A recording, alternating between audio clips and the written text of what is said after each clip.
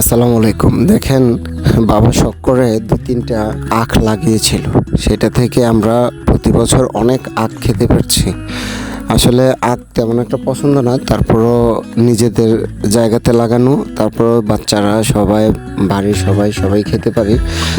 আর আপনারা যেটা কলা গাছটা দেখতে পাচ্ছেন, এটা G9। এই কলাটা খুবই লাভজনক এবং এই কলাটা খুবই সুস্বাদু।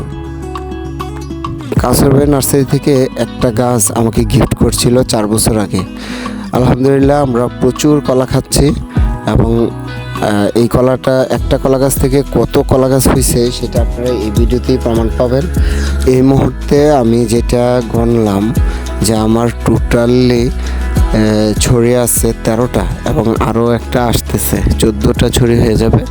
আরও কিছু গাছ বড় হচ্ছে যেগুলো কন্টিনিউ কলা থাকবে। তা আপনারা যারা চিন্তা ভাবনা করতেছেন বাণিজ্যিকভাবে বা ছোট্ট অল্প জায়গাতে নিজেরা খাওয়ার জন্য এই কলা গাছটা লাগাইতে পারেন, কারণ ছোট্ট একটা গাছের মধ্যে অনেক বড় একটা ছড়ি আসে। কিছুদিন আগে আব্বা একটা ছড়ি কাটলো, এটাতে আপনার 180টার উপরে কলা হয়েছে। তো আলহামদুলিল্লাহ আমি চিন্তা করি যে ফরমালিন মুক্ত এবং বিষমুক্ত যদি কেউ ফল খেতে চান, ছোট্ট একটা জায়গার মধ্যে পরিকল্পনা মতো যদি আপনারা গাছ লাগাইতে পারেন, আশা করি অনেক কিছু খেতে পারবেন।